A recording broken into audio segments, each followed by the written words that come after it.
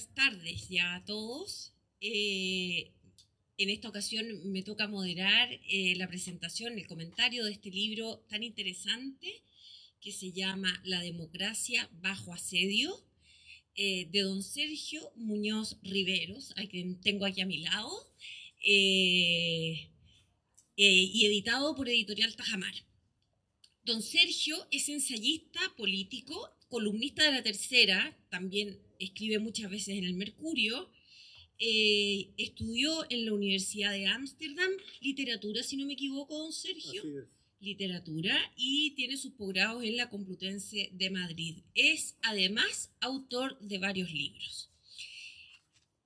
Este libro tan interesante lo va a comentar Gonzalo Cordero, a quien tenemos aquí también a nuestro lado, muy querido por Foro Republicano. Gonzalo es abogado de la Universidad Católica, fue decano de la Facultad de Derecho de la Universidad Andrés Bello, estuvo en el Consejo Nacional de Televisión, es asesor político dentro y fuera de Chile, y también es columnista de La Tercera. Entonces yo los dejo con Gonzalo, que va a hacer el comentario del libro en primer lugar, y después dejamos a don Sergio. Don Gonzalo. Muchas gracias. Sí. Denme un segundito, por favor, para abrir aquí. No te preocupes. No te preocupes. Bueno, la verdad es que escribí unas pocas líneas para decir algo, a lo menos intentar ser mínimamente coherente. Lo primero que quiero hacer es agradecer especialmente a Sergio y a Gonzalo el inmerecido privilegio de comentar el libro La democracia bajo asedio. Oportunidad y privilegio que verdaderamente considero inmerecido, pero que intentaré acometer de la mejor manera que puedo. Solemos decir de quien expresa una opinión coincidente con la nuestra, que tiene razón y que es muy inteligente. Por eso, que yo diga que este es un muy buen libro y Sergio Muñoz un autor indispensable es en cierta forma un acto de vanidad, porque es tal mi grado de coincidencia con su enfoque, análisis y conclusiones que no puedo evitar decir que Sergio Muñoz tiene toda la razón y es muy, pero muy inteligente. Este ensayo se titula La democracia bajo asedio, título que resume muy bien su contenido y que me permite desde ya un punto de partida, hacer algunas reflexiones complementarias para justificar el gran valor que le atribuyo.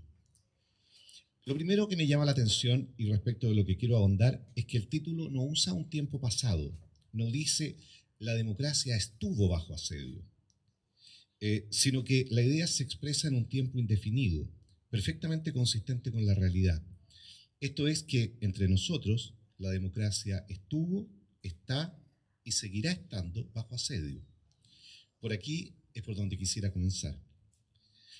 La principal característica de la organización política de aquello que se conoce como el antiguo régimen es que respondía a una sociedad estructurada a partir de una verdad sustantiva y compartida. Existe un orden natural que se nos dio mediante la revelación, pero que también podemos conocer a través de la razón.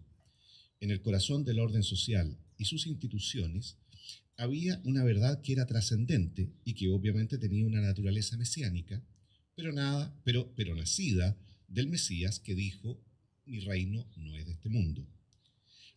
La modernidad, en cambio, se aparta de esa verdad indisputada y compartida para asentarse en el principio liberal de la existencia de diversos proyectos de vida, de manera que se estructura a partir de un concepto completamente diferente, el del pluralismo. Al renegar de la verdad universal y aceptar el proyecto liberal, necesariamente la sociedad solo se puede organizar mediante acuerdos procesales que permitan convivir con nuestras diferencias. Por ejemplo, la verdad científica se alcanza a través de un procedimiento que llamamos método científico, la verdad judicial a través de procesos reglados. La disputa por el poder se dirime mediante otro conjunto de reglas y procedimientos que llamamos democracia, disputa por el poder y por su ejercicio, tengo que agregar. Por esta razón, el pluralismo solo puede sostenerse en la medida que todos sean leales a las reglas que resuelven entre los distintos proyectos políticos. Ahora son los procedimientos los que adquieren una categoría superior. Por eso muchas veces se sostiene, y con razón, que la sociedad moderna es una sociedad de medios y no de fines. Aquí es donde llegamos al problema que se produce con la izquierda latinoamericana. Como no ha abandonado su raíz, su inspiración marxista, tiene una naturaleza esencialmente mesiánica. Pero este mesianismo, a diferencia del medieval, es un mesianismo político. Sus profetas, algunos se creen auténticos mesías, eh, eh, predican un reino que es de este mundo. En consecuencia, es perfectamente comprensible que su adhesión a las reglas sea meramente instrumental. Por eso, y aquí vuelvo al libro de Sergio, por eso es tan certero el título de este libro, porque como comprobamos una y otra vez en América Latina, la democracia está permanentemente asediada. En Cuba, Venezuela y Nicaragua fue derrotada. En Colombia, Argentina, Perú, Ecuador y Chile, a lo menos, está bajo asedio permanente. Esto es así y será probablemente así por muchos años, bastante más de lo que el horizonte de vida de los que estamos hoy aquí nos permite vislumbrar. ¿Toda izquierda es una amenaza para la democracia? Desde luego que no. La socialdemocracia de los países desarrollados es plenamente democrática, ni siquiera es necesario aclararlo.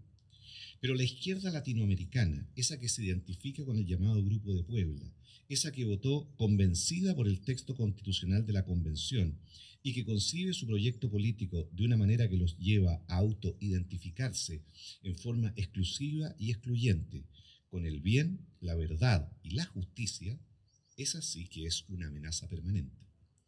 Huelga decir que si alguien está convencido de encarnar esos atributos, difícilmente estará dispuesto a someterse a las mismas reglas con los otros, con esos que, en su visión, en la visión de ellos, encarnan el mal, la mentira y la injusticia. Entonces, cuando esos otros llegan al poder, todas las formas de lucha se justifican para derrotarlos, y las reglas no pueden usarse en su beneficio. De hecho, las reglas solo se legitiman cuando se usan en su contra. Sergio Muñoz Riveros recuerda en estas páginas el episodio de la acusación constitucional contra el entonces presidente Sebastián Piñera, contra la que votaron solo 8 diputados de la oposición de entonces. En el conjunto de parlamentarios de izquierda que estaban en ese momento en la Cámara, ellos, en mi opinión, son los únicos que merecen el calificativo de izquierda democrática. Un segundo mérito insoslayable de este libro es que entra de lleno en una dimensión de lo que llamamos la batalla cultural. Al analizar, los hechos que ocurrieron en el periodo que la, en mi opinión, incultura popular, y no cultura popular, ha llamado el estallido social, y disputar lo que allí ocurrió, sus causas, instigadores, naturaleza y objetivos, impide con valentía y talento eso que a la izquierda latinoamericana le complace tanto, escribir una historia oficial. Permítanme citar un párrafo de la columna de Eugenio Tironi en el Mercurio del martes recién pasado, es decir, de hace solo 4 días. Dice Tironi, comillas, esto impidió reformas que habrían ayudado a contener y castigar los abusos e ir en auxilio de las personas cuando los mecanismos prometidos no respondieron a las fatalidades de la vida. Esto generó el estallido de 2019. Afirmar ahora que fue obra de afiebrados octubristas que pretendían un golpe de Estado es de una ceguera insultante. Cierre comillas. Punto. Nada más que conversar. Nada de datos. Nada de juicios críticos. La sociedad y sus procesos analizadas desde eso que un abogado llamaría verdades evidentes, esas que no requieren prueba, y hay de los que se atrevan a ir en contra. Ellos no son más que ciegos insultantes. Entonces, este libro hay que reconocerlo y valorarlo, en las palabras de Tironi, es de un ciego que se atreve a insultarlos. Porque a la izquierda latinoamericana no se le contradice, se le insulta. Pero, como ya argumenté previamente, sin respeto a las reglas no hay democracia. Y ahora agrego, sin pluralismo tampoco. Es que estos son los pilares de la sociedad moderna, que nos puede gustar más o menos. Sospecho que a mi tocayo Gonzalo no le gusta mucho, le gusta menos, pero en fin. ¿Eh? Estos son los pilares de la sociedad moderna, que nos puede gustar más o menos. Pero, por favor, no se puede presumir de progresismo y al mismo tiempo renegar de los principios fundamentales de eso que el ser humano moderno llama progreso. La cultura, no podemos olvidarlo nunca, son los ladrillos con los que se construye el edificio que llamamos política. Es imposible, es un verdadero oxímoron conceptual, pensar que se puede ganar la contienda política si se pierde la batalla cultural. El lenguaje, en cuanto es el vehículo de los conceptos que dan forma al pensamiento, los valores, en cuanto son los principios que ordenan la vida, y la historia, en cuanto antecedente que permite darle sentido al presente, son los presupuestos que determinan el ámbito de acción de la política, el alcance de sus opciones y, en definitiva, su verdadero resultado. En 20 o 30 años más, si la tesis de Tironi y otros se ha constituido en una verdad evidente, más aún, en una suerte de presunción de derecho que no admite prueba en contrario, entonces defender la libertad y el esfuerzo personal como medida del progreso legítimo será infinitamente más difícil que hoy. Si lo permitimos ahora, esto es lo que en ese futuro nos enseñará la historia, que cuando se aplicaron esos principios en la configuración del orden social, terminamos en un estallido de violencia justificada e incontenible. Este libro se atreve a dar esa batalla hoy y ser un obstáculo que se instala desde ya en medio del camino por el que pretende avanzar el intento de imponer una historia oficial. Enseguida, Sergio Muñoz nos recuerda algo que no podemos permitir que se olvide, que hubo grupos y dirigentes políticos, comunicadores y medios de comunicación, académicos e instituciones educacionales que legitimaron y valoraron la violencia. El presidente de la República, entonces diputado, dijo en televisión que lo que se había logrado gracias a la violencia era, abro comillas, demasiado importante, cierre comillas. La memoria, lamentablemente, no puede ser selectiva. En lo personal es una mala estrategia porque uno tiene que aprender de sus errores. Y en lo público, esa discriminación de lo que se recuerda y lo que se olvida conduce a evitar otro de los principios fundamentales de la democracia, el de la responsabilidad. No hay democracia sin Estado de Derecho y no hay Estado de Derecho sin responsabilidad. Ese es otro de los pilares esenciales de la democracia que la izquierda latinoamericana gusta de ignorar. Este libro es una crónica ordenada y documentada del uso y validación de la violencia por parte de líderes políticos, sociales y académicos.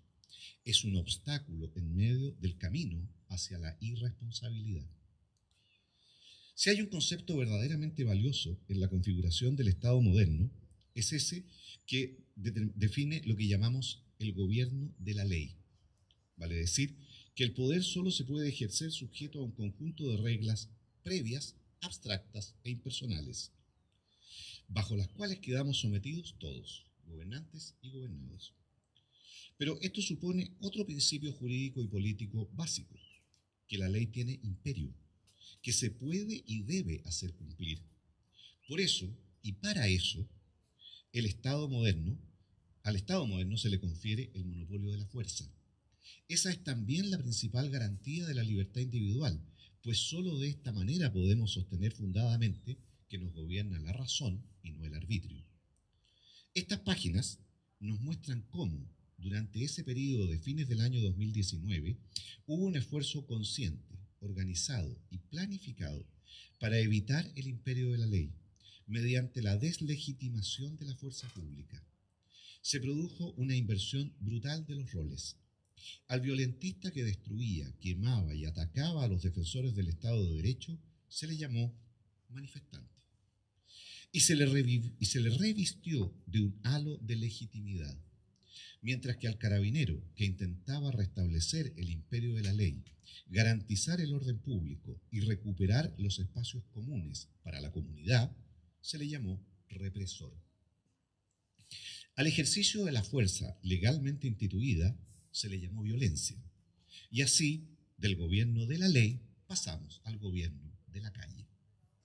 Del poder ejercido por autoridades legalmente constituidas, pasamos al poder ejercido por encapuchados, a los que se llamó románticamente primera línea, y se les recibió entre aplausos en el edificio del ex Congreso.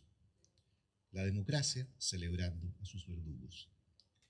Por último, y con esto voy terminando, este libro aborda otro tema que en las últimas semanas ha sido especialmente polémico, lo que el expresidente Piñera llamó un intento de golpe de Estado no tradicional. La afirmación tiene dos partes, que fue un golpe de Estado y que fue un intento. Este libro nos entrega antecedentes valiosos para reflexionar sobre ambos conceptos. Es obvio que no hubo un intento de que no hubo un golpe de Estado, en el sentido convencional. No puede compararse, por ejemplo, con el llamado 23F. Esto es el alzamiento en España del teniente coronel Tejeros, que con un grupo de uniformados y a balazos se hizo del Congreso de los Diputados. Pero el objetivo de hacer ingobernable el país mediante la fuerza es un hecho indiscutible. La primera tarea de un gobierno, y por lo mismo el primer requisito de su legitimidad de ejercicio, es asegurar el orden público, por ende la seguridad de las personas. En esos días se puso en jaque la capacidad del gobierno de cumplir con ese deber, y esto se hizo desde distintos frentes. Por un lado, mediante una violencia inusitada en las calles. Luego, mediante la deslegitimación social del legítimo uso de la fuerza.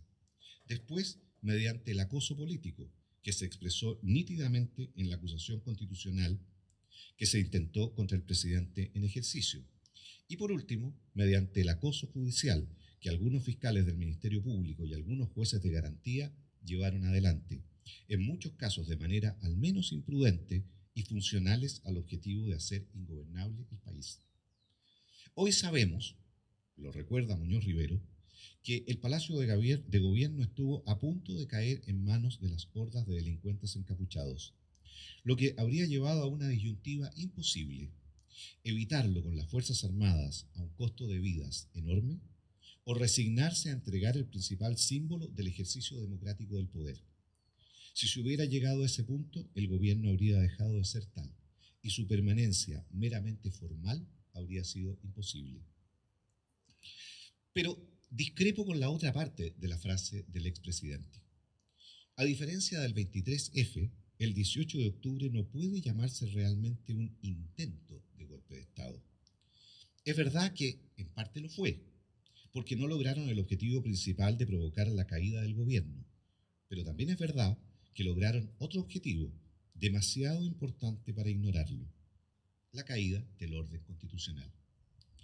Si entendemos la democracia como el gobierno de la ley, tenemos que aceptar que ese gobierno, aunque sea únicamente conceptual, es tanto o más importante que el material, y fue efectivamente derrocado. El costo de esa caída estuvo muy cerca de ser definitivo y total. Solo se impidió el 4 de septiembre del año pasado, cuando los chilenos evitaron con su voto que se instaurara el modelo chavista de la izquierda latinoamericana, que, por todas las razones expuestas, es la antítesis de la democracia. Sin embargo, los efectos de esa parte exitosa del golpe de Estado siguen produciéndose y, me temo, continuaremos padeciéndolos durante un futuro aún indeterminado. Si, como espero, el 17 de diciembre próximo se aprueba el proyecto de constitución que el Consejo propondrá al país, la izquierda latinoamericana también renegará de su legitimidad. Seguramente argumentará que fue impuesto por una mayoría accidental, que esta nueva constitución no es la casa de todos que se prometió, que a través de ella Republicano y Chile Vamos constitucionalizaron su programa de gobierno, y eso, claro, no puede reconocerse como una constitución legítima. A la actual le reprochan su origen, a la nueva, si es que se aprueba, le reprocharán su contenido. ¿Para qué decir si el proyecto es rechazado? Pero prefiero no entrar en ese terreno porque excede el objeto de este comentario. De todo esto y más, trata con claridad, valentía, rigor y, siempre se agradece, de manera muy entretenida este libro. Si alguna sugerencia puedo hacerles, es que lo lean como yo, con lápiz en la mano. Hay demasiadas ideas, datos y citas que subrayar. Luego que lo hayan leído y subrayado convenientemente, hagan otra cosa. Déjenlo en su velador o en su escritorio, al lado del computador, inmediatamente a la mano, para consultarlo de manera regular, para releerlo, para recordarlo siempre, hasta que la verdad se haga costumbre. Muchas gracias.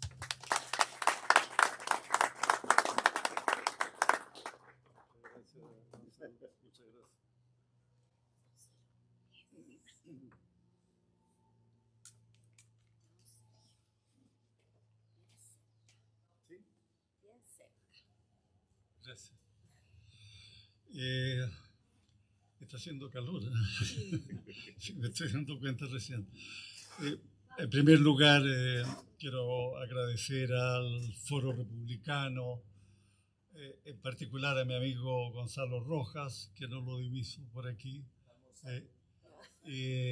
por la invitación a esta Feria de los Buenos Libros. Es segunda vez que estoy acá, había estado el año antepasado para presentar otro texto, otro libro, y ha crecido esta feria, me doy cuenta, es un gran gusto estar aquí.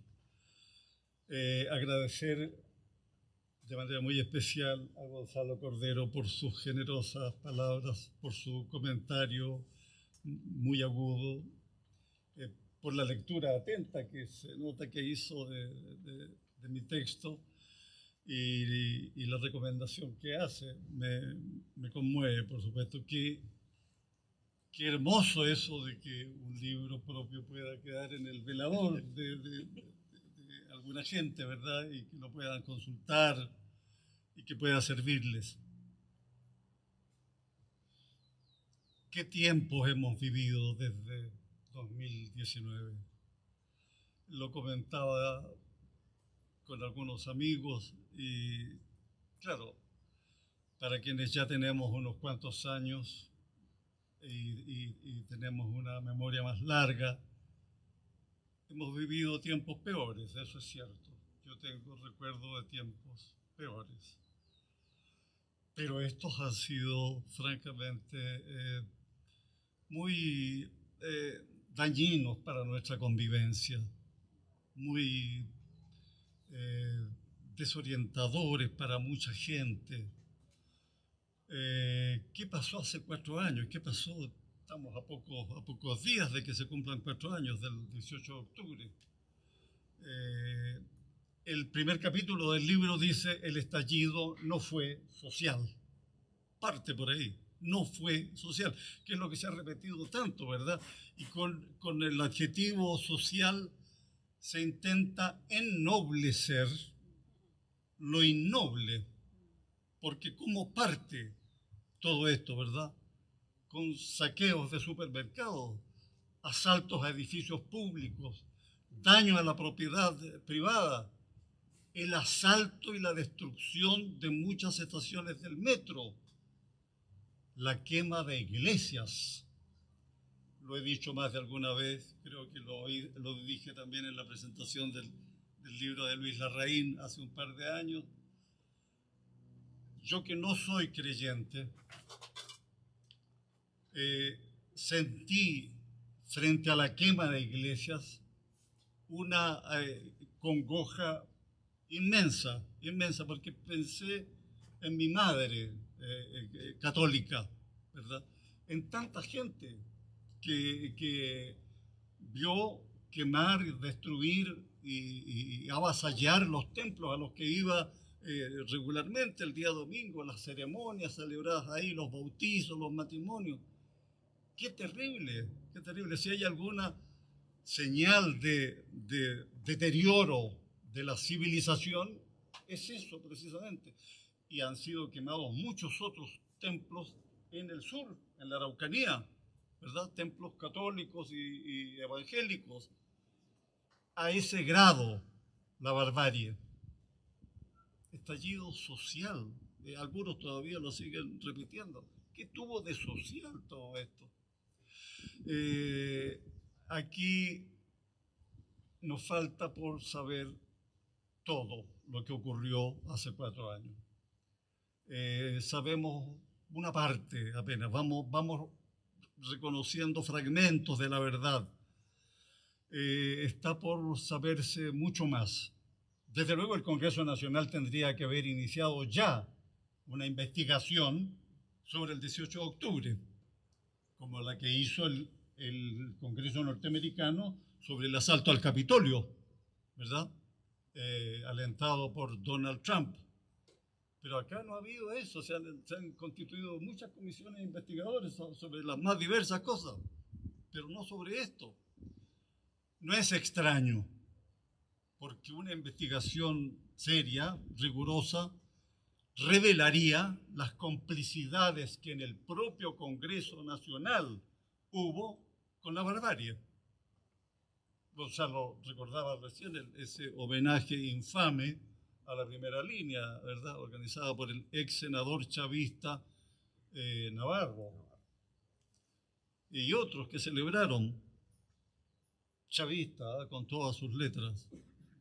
Allí estaba su principal lealtad. ¿Qué pasó? ¿Qué más pasó? ¿Por qué ocurre eso y por qué en esa fecha? Insisto, todavía falta mucho por investigar, por conocer. Creo que se produjo en aquella oportunidad la confluencia de fuerzas muy oscuras, políticas y delictuales. Creo que el papel del narcotráfico, del lumpen, fue decisivo en la faena de quemar y destruir. Pero todo esto no se produce casualmente. ¿Cómo es posible, verdad, que se haya producido espontáneamente y en un día preciso y en horas determinadas todo lo que vimos? No, aquí hubo cabecillas, aquí hubo un plan, aquí hubo una coordinación de aquellas fuerzas. Creo que los restos de la izquierda armada, de la ultraizquierda armada de los años de Pinochet, el rodriguismo y el lautarismo, el mirismo también, reciclado en estos tiempos, jugó un papel muy activo en las acciones más audaces. Creo que el Partido Comunista se entusiasmó con la posibilidad de una solución de fuerza.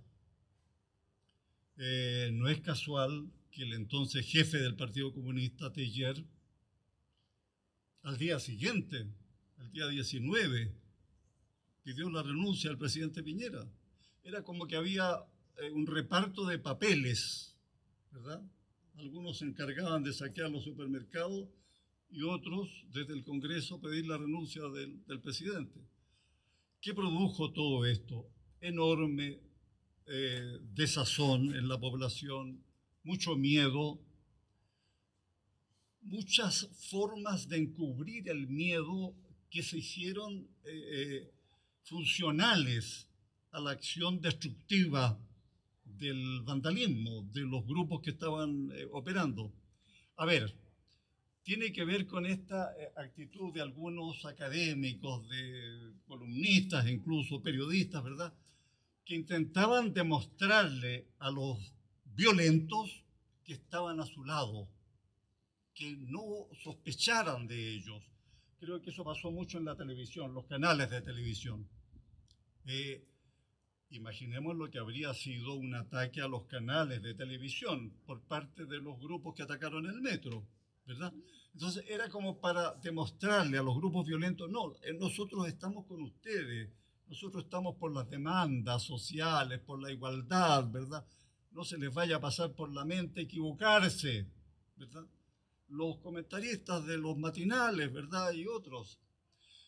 Bueno, columnistas de la prensa, Gonzalo citó a uno, ese mismo columnista, Tironi, en aquellos días publicó un artículo, creo que a fines de octubre, noviembre, que se llamaba No volver a la normalidad.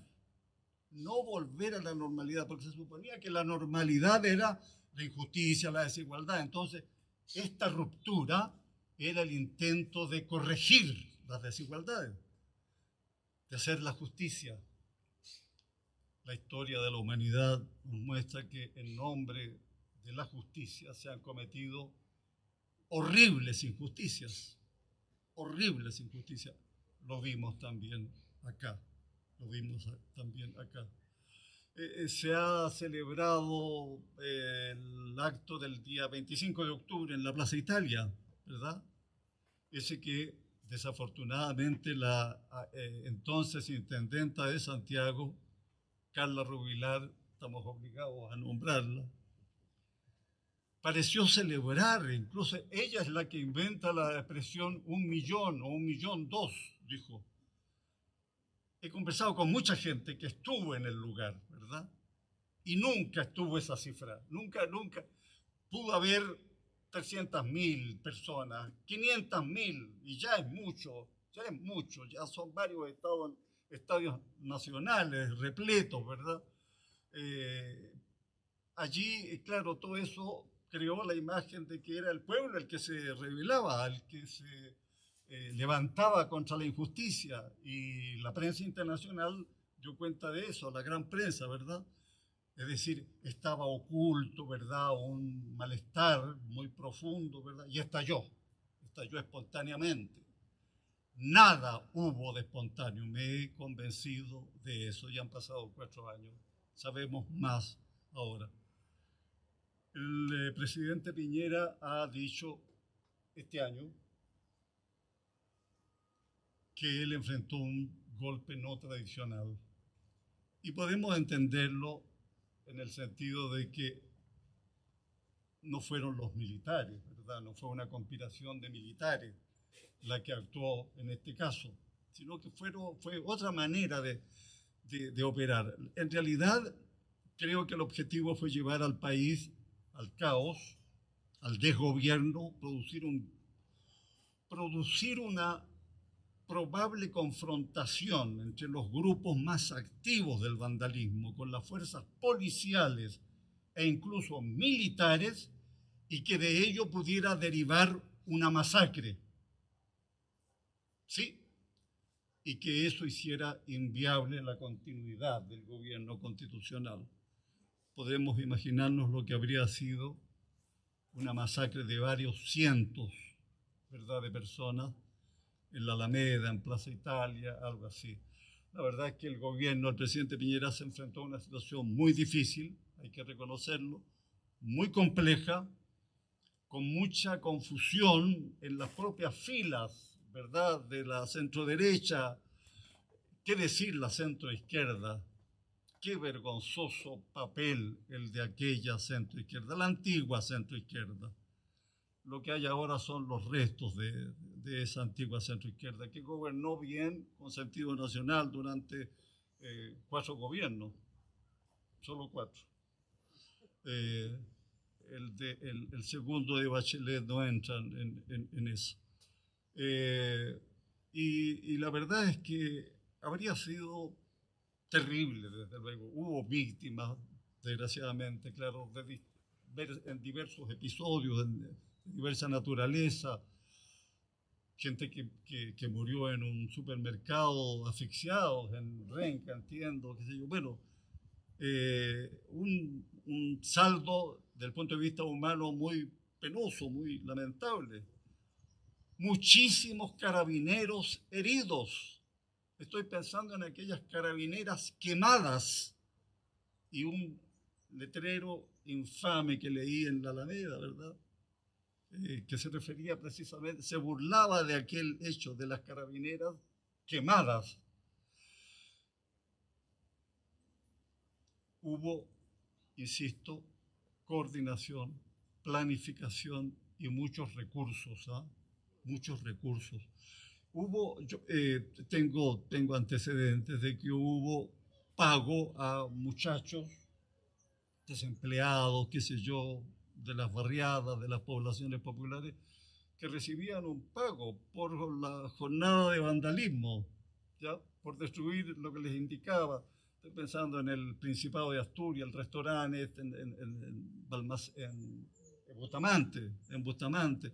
Bueno, muchos otros lugares, pequeños comercios además, pequeños comercios en comunas populares, en La Granja, en Puente Alto, en Maipú, en Estación Central. Pequeños comerciantes que fueron dañados por este acto, ¿verdad?, de lucha contra la desigualdad. Qué ironía tan grande. Pero hay algo más, y el libro lo dice.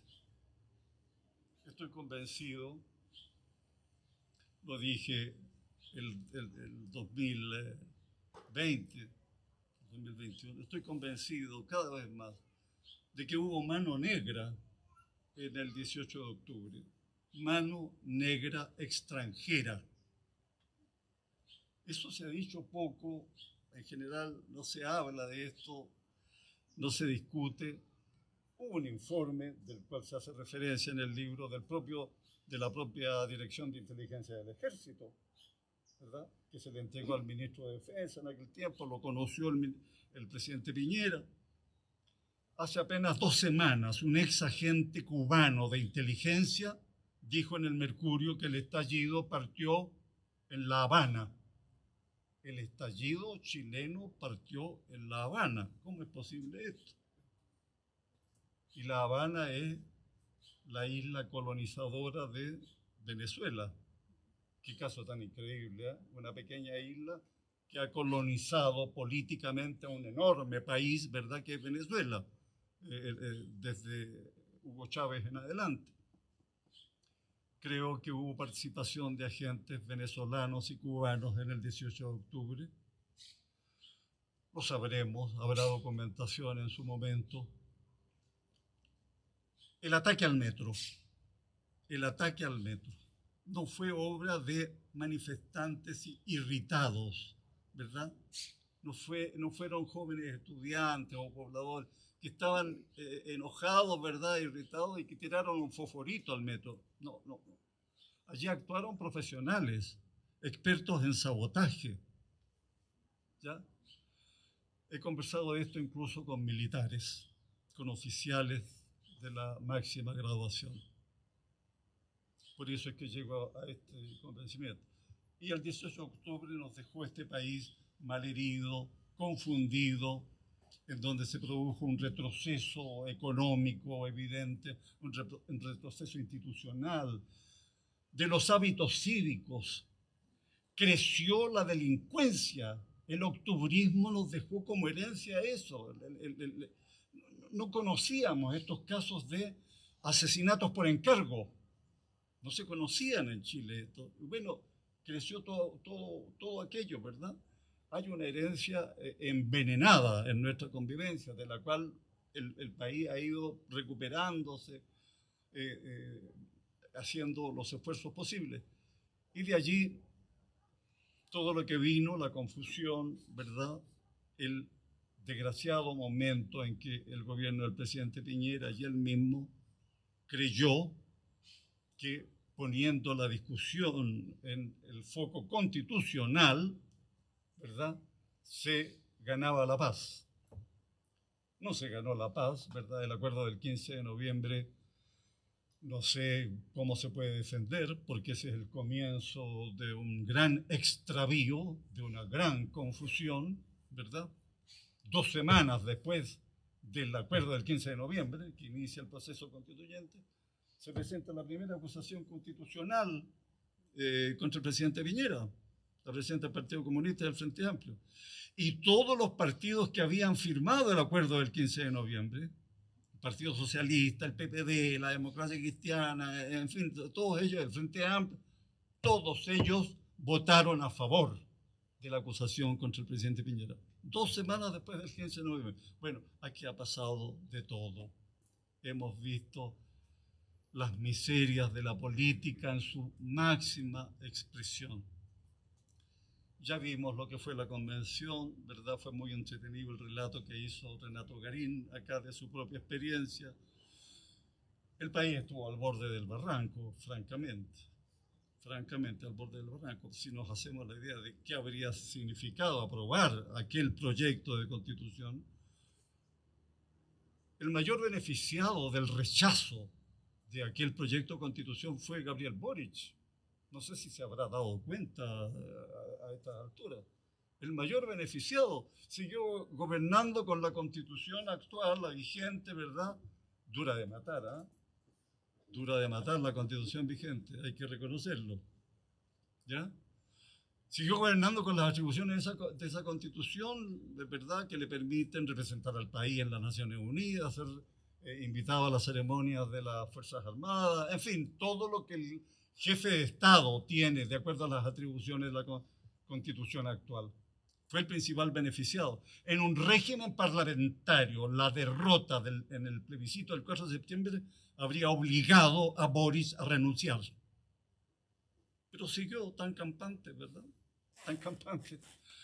No solo eso, se le ocurrió que había que hacer un segundo proceso constituyente, ¿verdad? Y convenció rápido a la centro-derecha. Aquí vamos a hablar tanto de eso, ¿verdad? La convenció demasiado rápido.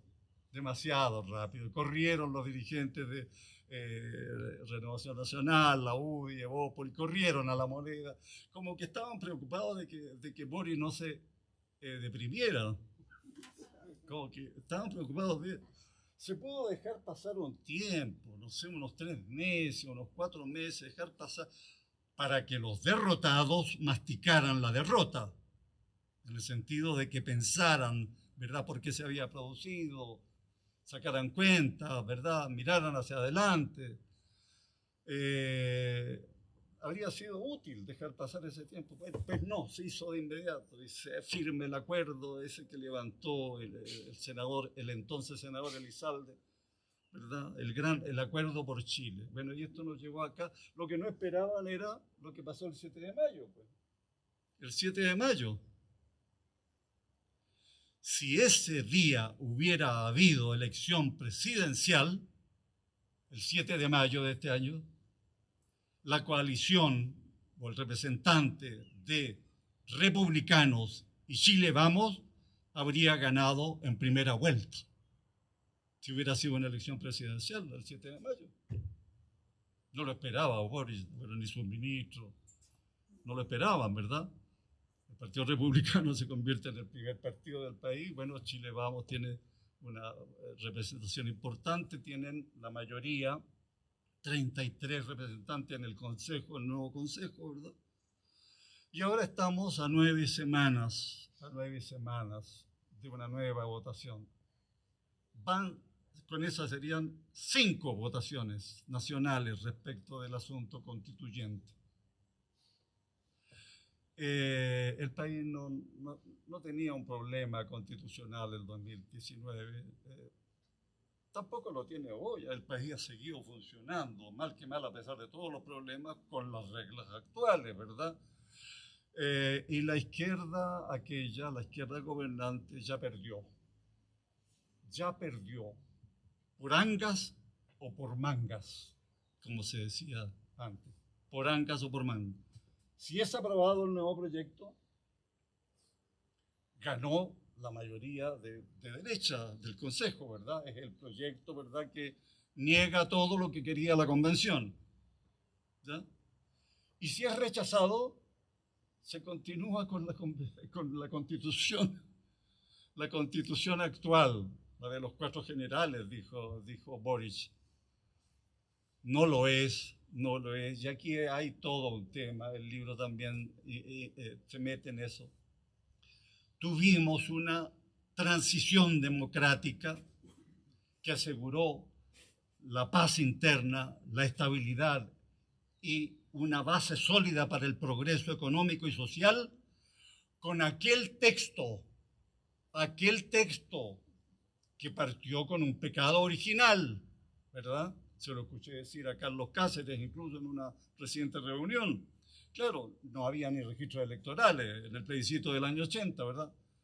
pero que fue legitimado ese texto en 1988, con el plebiscito que ganó el no.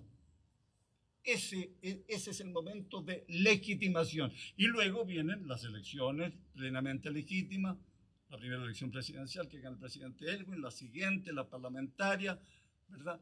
Múltiples reformas, tuvimos un proceso constituyente de 30 años en la práctica, múltiples reformas. Por cierto, los tiempos van avanzando, ¿verdad? La discusión del Consejo ha hecho aportes nuevos, interesantes, son una actualización, ¿verdad?, del pacto constitucional. Ya veremos lo que pasa. Pero los partidarios de la convención, los activistas de la convención, ya perdieron, cualquiera sea el caso. Esperemos que el proceso termine normalmente, ¿verdad? Que ojalá mucha gente vaya a votar el día 17 de diciembre, pero aquí el asunto clave es la lealtad con la democracia. Voy terminando con esto, ha sido muy largo. La lealtad con la democracia. La Constitución puede convertirse en papel mojado si es que no hay verdadero compromiso con sus reglas, con los procedimientos. En primerísimo lugar, el rechazo a la violencia. Positivo es que en el nuevo proyecto explícitamente se diga que en democracia solo son válidos los métodos pacíficos. En otra parte se habla del rechazo explícito a la violencia. Eso es muy importante. Están dados, se cumplen bien en el proyecto nuevo las condiciones de una democracia moderna, los requisitos de una democracia moderna. Se podrá discrepar de este punto o del otro. Hay ciertas materias que a lo mejor deberían ir en un proyecto de ley, no en la Constitución. Pero los asuntos principales están garantizados. La igualdad ante la ley, el estatuto de ciudadanía. Yo espero que no se apruebe esto de la paridad de salida, que es la forma eufemística de decir que si no se produce la paridad en el resultado, ¿verdad?, de la elección de parlamentarios, hay que meter la mano a la urna. Mala cosa. Esperemos que eso no prospere. Vamos a ver. Contra toda evidencia, soy optimista. Contra toda evidencia y con todo lo que nos ha pasado, soy optimista. Tenemos un país resistente. Vaya, que ha resistido. Todo lo que ha resistido. Hasta el gobierno que tenemos hoy. Que es muy precario. Y eso produce enorme inquietud, enorme preocupación. Yo me conformo con que el gobierno actual no lleve durante su mandato las cosas a una crisis mayor, que no se meta en pantano. Desgraciadamente, como el presidente Boris celebró tanto a la Unidad Popular, ahora hace poco, ¿verdad? Y diciendo que allí se inspira, ¿verdad?, en el gobierno de la Unidad Popular. Claro, hay razón para preocuparse de sobra. Si él dice que quiere derrocar el capitalismo, ¿cómo no preocuparse, verdad? El país tiene grandes retos por delante y yo creo que es capaz de enfrentarlos bien. Creo que el 4 de septiembre marca un hito muy importante de recuperación de los valores democráticos, del civismo, de los cimientos de la República, el 4 de septiembre del año pasado. A partir de ahí, creo que hay una mayor confianza, ¿verdad?, en mucha gente de que podemos salir adelante. Es mi mayor deseo. Muchas gracias.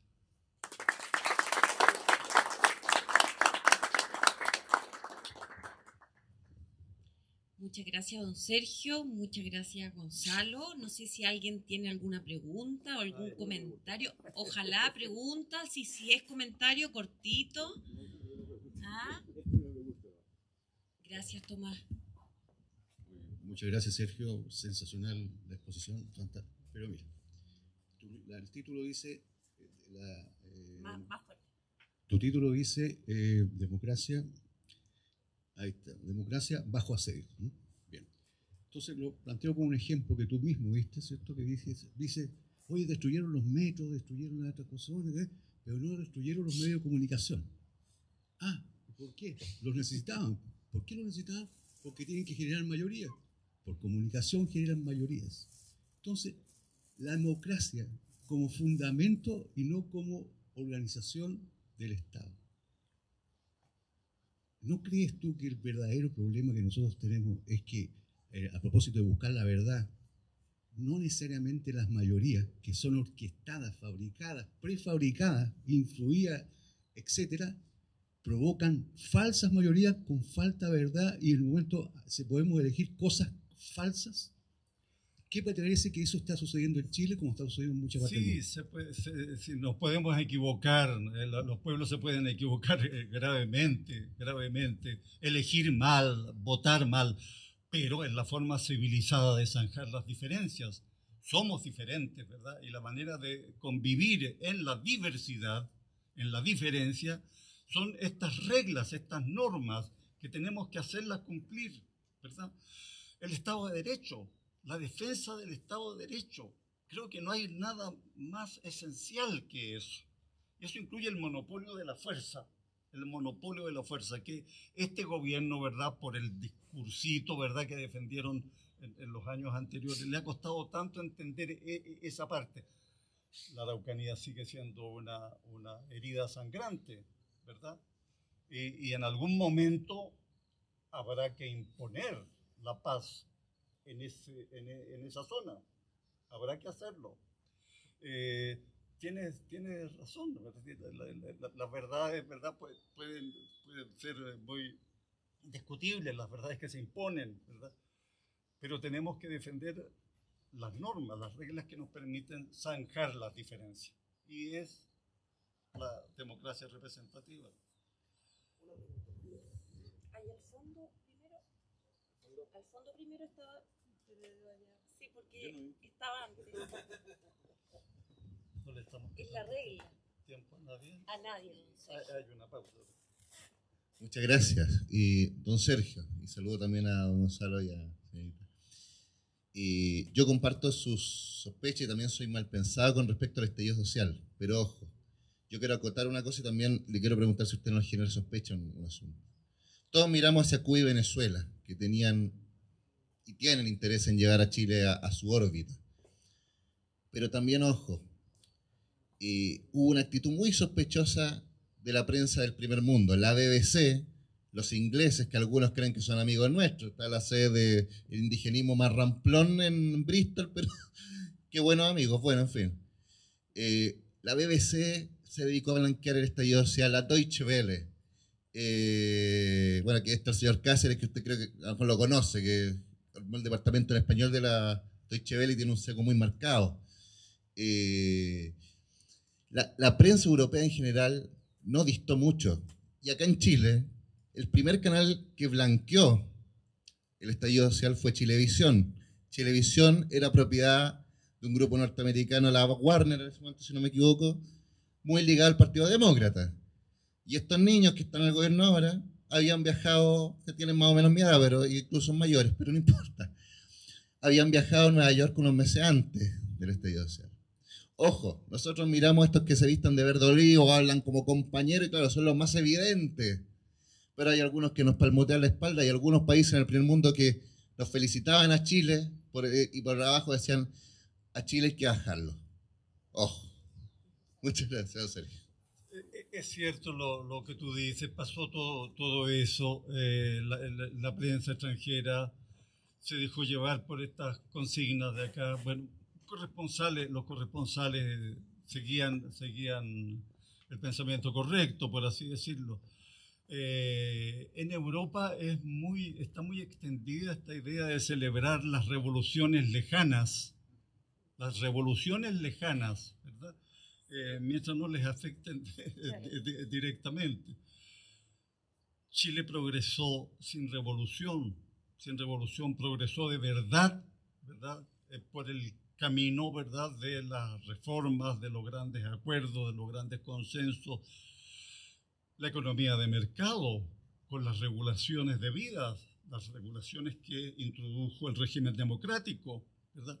Ese fue el camino probado de progreso. Todo lo demás es cuento, ¿verdad? Y es una pena, ¿verdad?, que respecto de esto todavía haya confusiones en el propio gobierno, ¿verdad? Lo sabemos bien. No vamos a seguir hablando mal del presidente de la República. Sí, está bien. Lo felicito en todo caso por la conferencia de ahora. Y aquí hay una cosa muy curiosa. Yo en octubre, noviembre del 2019, una persona muy amiga, no puedo especificar mucho, pero que trabajó en inteligencia, me dijo: a Piñera se le fue a decir a comienzos de año que iba a suceder esto en octubre. Y él y Chadwick no creyeron. Y curiosamente, al poco tiempo, a mí me llegó una entrevista a la Lucía Danman, que era hija de terroristas senderistas del Perú. Confesó que les había costado meses en organizar este terrorismo, porque para mí no fue estallido, el terrorismo y la quema de todas las estaciones del metro y la Torre Enel.